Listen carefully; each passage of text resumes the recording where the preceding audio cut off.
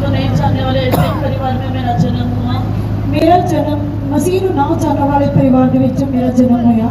कई रीति रिवाज के अनुसार मेरा पालन पोषण किया गया। कई रीति रिवाजां दे नाल मेरा जो पालन पोषण किया गया। हमारे परिवार एक कट्टर हिंदू परिवार था।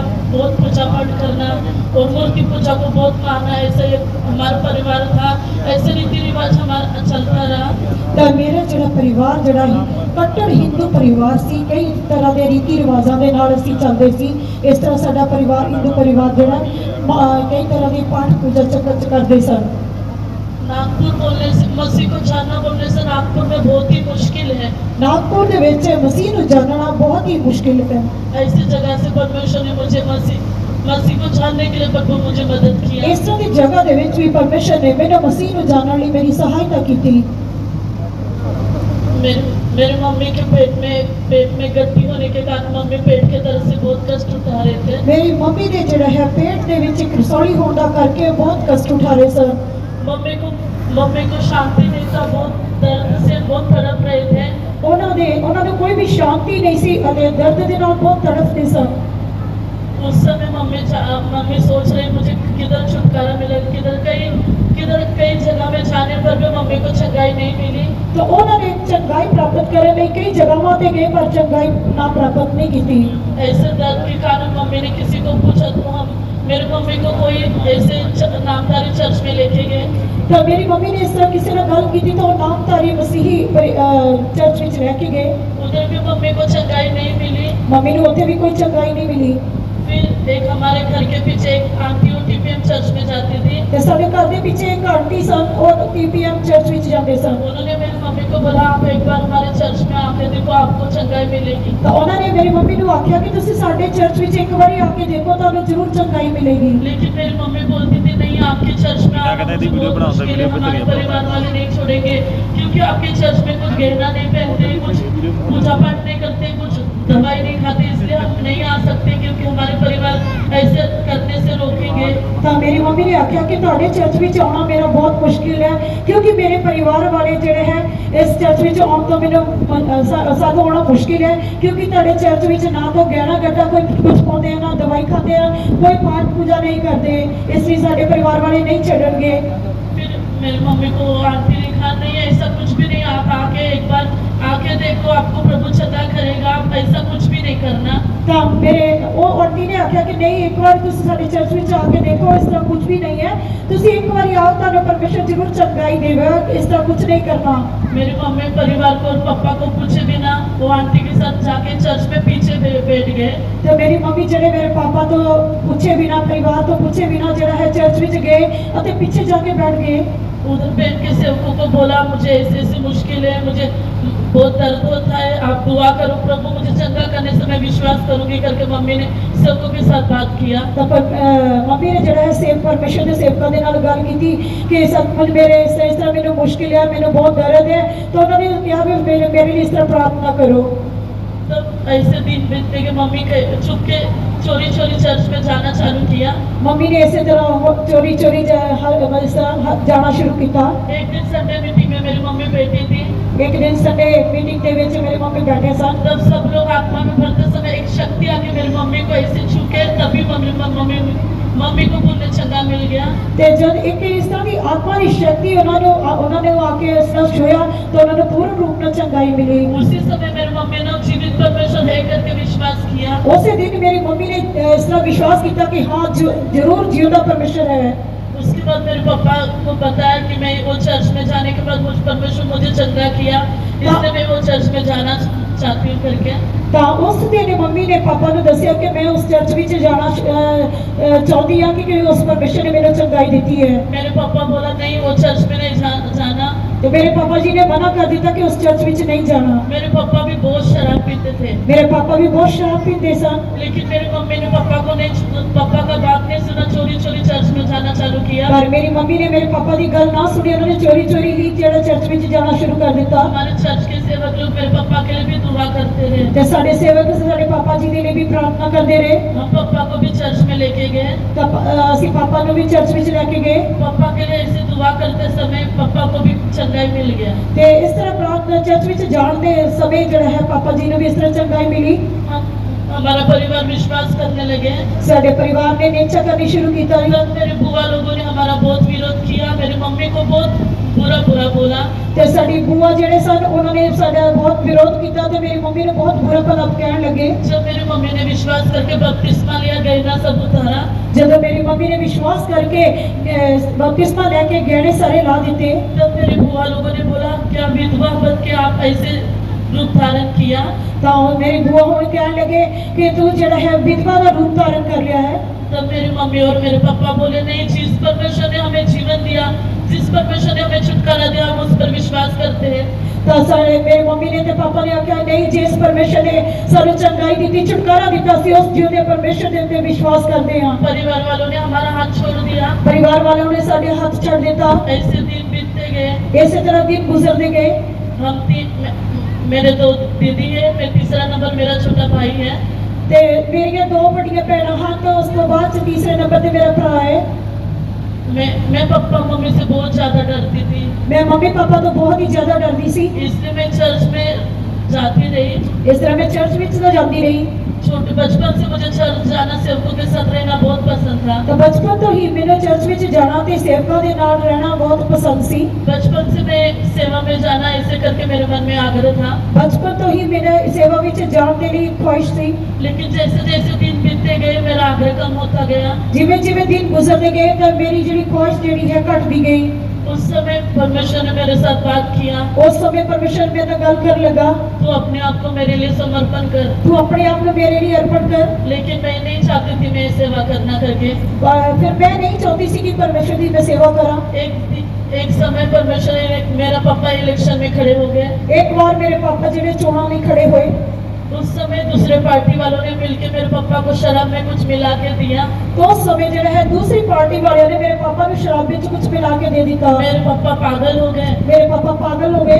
घर का सब पैसा शराब में उड़ा दिया। ਸਾਰਾ ਘਰ ਦਾ ਪੈਸਾ ਜਿਹੜਾ ਸ਼ਰਾਬ ਵਿੱਚ ਉਡਾ ਦਿੱਤਾ। आधी रात को लोगों के घर में दरवाजे को खड़काने के लिए पैसा मांगने के लिए जाते थे। ਅੱਧੀ ਰਾਤ ਨੂੰ ਲੋਕਾਂ ਦੇ ਦਰਵਾਜ਼ੇ ਖੜਕਾਉਂਦੇ ਸਨ ਤੇ ਲੋਕਾਂ ਕੋਲ ਪੈਸੇ ਮੰਗਣ ਲਈ ਜਾਂਦੇ ਸਨ। घर में बिल्कुल शांति नहीं था। ਘਰ ਵਿੱਚ ਕੋਈ ਵੀ ਸ਼ਾਂਤੀ ਨਹੀਂ ਸੀ। मैं बहुत रोती थी। ਮੈਂ ਬਹੁਤ ਰੋਂਦੀ ਸੀ। एक समय मैं स्कूल में जब गई, ਇੱਕ ਸਮੇਂ ਜਦ ਮੈਂ ਸਕੂਲ ਵਿੱਚ ਗਈ मैं बैग में कुछ पैसा लेके गई। ਮੈਂ ਬੈਗ ਵਿੱਚ ਕੁਝ ਪੈਸੇ ਲੈ ਕੇ ਗਈ। मैं सोचा था मैं आते समय अपने आप को सुसाइड करने के लिए नींद का गोली लेके आकर मैं खा के सो जाना, ऐसे सोचा था। ਤਾਂ ਮੈਂ ਸੋਚਿਆ ਕਿ ਮੈਂ ਸਕੂਲ ਤੋਂ ਆਉਣ ਦੇ ਵੇਲੇ ਕੁਝ ਇਸ ਤਰ੍ਹਾਂ ਦੀ ਕੋਈ ਨਸ਼ੀਲੀ ਗੋਲੀ ਲੈ ਕੇ ਆਉਂਗੀ ਤੇ ਮੈਂ ਇਸ ਤਰ੍ਹਾਂ ਖਾ ਕੇ ਸੋ ਜਾਊਂਗੀ। हमारे घर का हालत पास्टर जी को हमारे सिस्टर ने बताया था। ਤੇ ਸਾਡੇ ਘਰ ਦੀ ਹਾਲਤ ਦੇ ਬਾਰੇ ਪਾਸਟਰ ਜੀ ਨੂੰ ਸਿਸਟਰ ਸਾਡੀ ਨੇ ਦੱਸਿਆ ਸੀ। तो पास्टर जी मुझे फोन करके बोला आप चर्च में जाके घुटना टेक के दुआ करो। ਤਾਂ ਪਾਸਟਰ ਜੀ ਨੇ ਮੈਨੂੰ ਫੋਨ ਕਰਕੇ ਕਿਹਾ ਕਿ ਚਰਚ ਵਿੱਚ ਜਾ ਔਰ ਗੋਡੇ ਟੇਕ ਕੇ ਪ੍ਰਾਰਥਨਾ ਕਰ। मैं दुआ कर रही थी, ਮੈਂ ਸਿਰਫ ਪ੍ਰਾਰਥਨਾ ਤਾਂ ਕਰ ਰਹੀ ਸੀ। तब पापा मम्मी सब परिवार चर्च में आ गए। ਤਾਂ ਮੰਮੀ ਪਾਪਾ ਜਿਹੜੇ ਹੈ ਸਾਰੇ ਚਰਚ ਵਿੱਚ ਆ ਗਏ। पास्टर जी बोला पापा को सेंटर फेतो में लेके आओ। ਤਾਂ ਪਾਸਟਰ ਜੀ ਨੇ ਕਿਹਾ ਕਿ ਪਾਪਾ ਆਪਣੇ ਪਾਪਾ ਨੂੰ ਸੈਂਟਰ ਫੇਤੋਂ ਵਿੱਚ ਲੈ ਕੇ ਆਓ। अब दूसरे दिन सुबह पापा को सेंटर फेतो में लेके गए। ਅਸੀਂ ਦੂਸਰੇ ਦਿਨ ਜਿਹੜਾ ਹੈ ਪਾਪਾ ਨੂੰ ਆਪਣੇ ਸੈਂਟਰ ਫੇਤੋਂ ਵਿੱਚ ਲੈ ਕੇ ਗਏ। सब सेवक लोग और विश्वासियों ने पापा के लिए बहुत दुआ किया। ਸਾਰੇ ਸੇਵਕਾਂ ਨੇ ਔਰ ਪਾਸਟਰ ਜੀ ਨੇ ਵੀ ਮੇਰੇ ਪਾਪਾ ਨੇ ਬਹੁਤ ਪ੍ਰਾਰਥਨਾ ਕੀਤੀ। लेकिन पापा बहुत ज्यादा बीमार हो गए थे। पापा बहुत ज्यादा बीमार हो चुके सर। हमारे आसपास वाले सब बोलते थे आपके पापा को मेंटल हॉस्पिटल में भर्ती करो, वो पागल हो गए, आसपास वालों को बहुत तंग कर रहे हैं। ਤਾਂ ਇਸ ਤਰ੍ਹਾਂ ਸਾਰੇ ਜਿਹੜੇ ਆਸ ਪੜੋਸ ਵਾਲੇ ਕਹਿਣ ਲੱਗੇ ਕਿ ਆਪਣੇ ਪਾਪਾ ਨੂੰ ਜਿਹੜਾ ਹੈ ਪਾਗਲ ਹਸਪੀਟਲ ਦੇ ਵਿੱਚ ਦਾਖਲ ਕਰੋ ਕਿਉਂਕਿ ਉਹ ਪਾਗਲ ਹੋ ਚੁੱਕਾ ਹੈ। लेकिन हम पापा को बहुत प्यार करते थे। ਪਰ ਅਸੀਂ ਪਾਪਾ ਨੂੰ ਬਹੁਤ ਪਿਆਰ ਕਰਦੇ ਸੀ। सेंटर पे तो मैं भी बहुत सेवकों को तंग किया। ਅਸੀਂ ਸੈਂਟਰ ਚਰਚ ਵਿੱਚ ਫੇਤੋਂ ਵਿੱਚ ਵੀ ਜਾ ਕੇ ਦੇਖਿਆ ਤੇ ਉਹਨਾਂ ਨੇ ਬਹੁਤ ਉੱਥੇ ਵੀ ਤੰਗ ਕੀਤਾ। एक समय पापा बहुत तंग कर रहे थे, घर में वापस चलो मैं इधर नहीं रहना करके। ਇੱਕ ਦਿਨ ਪਾਪਾ ਬਹੁਤ ਹੀ ਤੰਗ ਕਰ ਰਹੇ ਸਨ ਕਿ ਘਰ ਵਿੱਚ ਮੈਨੂੰ ਲੈ ਕੇ ਜਾਓ, ਮੈਂ ਇਸ ਜਗ੍ਹਾ ਤੇ ਨਹੀਂ ਰਹਿਣਾ। उस समय मैं बाथरूम में गई। ਉਸ ਸਮੇਂ ਮੈਂ ਜਦ ਬਾਥਰੂਮ ਵਿੱਚ ਗਈ मैं बाथरूम में जाके रो रो के दुआ किया। ਤੇ ਮੈਂ ਬਾਥਰੂਮ ਵਿੱਚ ਜਾ ਕੇ रो के प्रार्थना ਕਰਨ ਲੱਗੀ। मैं बोला जीवित परमेश्वर आज सच में तू जीवित परमेश्वर, तो मेरे पापा को अभी इसी वक्त क्षमा कर। जब मैं बाथरूम के बाहर जाने से मेरे पापा कुर्सी में शांत बैठे हुए दिखना चाहिए करके मैं दुआ करके बाहर निकली। ਤੇ ਜਦੋਂ ਮੈਂ ਇਸ ਤਰ੍ਹਾਂ ਪ੍ਰਾਰਥਨਾ ਜਿਉਂਦਾ ਪਰਮੇਸ਼ਰ ਹੈ ਤੇ ਅੱਜ ਹੀ ਮੇਰੇ ਪਾਪਾ ਨੂੰ ਪੂਰਨ ਰੂਪ ਨਾਲ ਛੁਟਕਾਰਾ ਦੇ ਤੇ ਜਦ ਮੈਂ ਬਾਹਰ ਜਾਵਾਂ ਤਾਂ ਉਹਨਾਂ ਨੂੰ ਸ਼ਾਂਤ ਬੈਠੇ ਦੇਖਣਾ ਚਾਹੀਦੀ ਹਾਂ। मैंने ऐसे प्रार्थना किया है कि अगर मेरे पापा चंगा होने से मैं शांत बैठे हुए देखने से मैं अपने आप को आपके हाथ में समर्पण करती, इस साल मैं आपकी सेवा करने के लिए आऊंगी करके मैं परमेश्वर से वायदा किया। ਤਾਂ ਉਸ ਵੇਲੇ ਪ੍ਰਾਰਥਨਾ ਕਰਦੇ ਵੇਲੇ ਮੈਂ ਇਹੀ ਵਾਅਦਾ ਪਰਮੇਸ਼ਰ ਦਾ ਨੇਮ ਬਣਿਆ ਕਿ ਪਰਮੇਸ਼ਰ ਜੇ ਤੂੰ ਮੇਰੇ ਪਿਤਾ ਜੀ ਨੂੰ ਠੀਕ ਕਰੇਗਾ ਮੈਂ ਜਾਂਦੇ ਹੋਏ ਜਦ ਸ਼ਾਂਤ ਬੈਠੇ ਹੋਏ ਦੇਖਾਂਗੀ ਤਾਂ ਮੈਂ ਤੇਰੇ ਲਈ ਆਪਣੇ ਆਪ ਨੂੰ ਅਰਪਣ ਕਰ ਦਿਆਂਗੀ। जब मैं बाथरूम के बाहर आया, मेरे पापा ऐसे चुपचाप बैठे थे। ਤੇ ਜਦੋਂ ਮੈਂ ਬਾਥਰੂਮ ਚੋਂ ਬਾਹਰ ਆਈ ਤਾਂ ਮੇਰੇ ਪਾਪਾ ਸੱਚਮੁੱਚ ਇਸ ਤਰ੍ਹਾਂ ਸ਼ਾਂਤ ਬੈਠੇ ਸਨ। पास्टर जी रूम में दुआ कर रहे थे। ਪਾਸਟਰ ਜੀ ਆਪਣੇ ਰੂਮ ਵਿੱਚ ਪ੍ਰਾਰਥਨਾ ਕਰ ਰਹੇ ਸਨ। परमेश्वर ने उनको मेरा चेहरा दिखाया, मैं ऐसे दुख में हूँ करके। पास्टर- तब वो बाहर आके मुझे बताया, मैं आपका चेहरा ऐसे देखा दुख में करके। ਤੇ ਪਾਸਟਰ ਜੀ ਜਦੋਂ ਇਸ ਤਰ੍ਹਾਂ ਪ੍ਰਾਰਥਨਾ ਕਰ ਰਹੇ ਸੀ ਪਰਮੇਸ਼ਰ ਨੇ ਉਹਨਾਂ ਨੂੰ ਦਿਖਾਇਆ ਕਿ ਮੈਂ ਜਿਹੜੇ ਬਹੁਤ ਉਦਾਸ ਆ ਤਾਂ ਪਾਸਟਰ ਜੀ ਨੇ ਜਦੋਂ ਬਾਹਰ ਆਏ ਤਾਂ ਮੈਨੂੰ ਇਸ ਤਰ੍ਹਾਂ ਦੱਸਿਆ ਕਿ ਪਰਮੇਸ਼ਰ ਨੇ ਮੈਨੂੰ ਦੱਸਿਆ ਹੈ ਕਿ ਤੂੰ ਬਹੁਤ ਦੁਖੀ ਹੈ। तब मैं पास्टर जी को बोला, पास्टर जी पापा बहुत तंग कर रहे थे, अभी परमेश्वर ने मेरे पापा को चंगा कर दिया, हम सुबह घर में चले जाएंगे, ऐसे में बात किया। ਤਾਂ ਮੈਂ ਇਸ ਤਰ੍ਹਾਂ ਕਿਹਾ ਕਿ ਹਾਂ ਸੱਚਮੁੱਚ ਪਾਸਟਰ ਜੀ ਪਾਸਟਰ ਅੱਜ ਪਾਪਾ ਬਹੁਤ ਤੰਗ ਕਰ ਰਹੇ ਸੀ ਤਾਂ ਅਸੀਂ ਸੋਚਿਆ ਸੀ ਕਿ ਇਸੇ ਤਰ੍ਹਾਂ ਅਸੀਂ ਉਹਨਾਂ ਨੂੰ ਘਰ ਵਿੱਚ ਲੈ ਕੇ ਚਲੇ ਜਾਵਾਂਗੇ। परमेश्वर को उस समय परमेश्वर मेरे पापा को छुटकारा दिया। ਉਸੇ ਵੇਲੇ ਪ੍ਰਭੂ ਨੇ ਮੇਰੇ ਪਾਪਾ ਜੀ ਨੂੰ ਛੁਟਕਾਰਾ ਦਿੱਤਾ। सेंटर पे तुम सब घर चले गए। ਸੈਂਟਰ ਫਿਰ ਤੋਂ ਅਸੀਂ ਆਪਣੇ ਘਰ ਵਿੱਚ ਗਏ।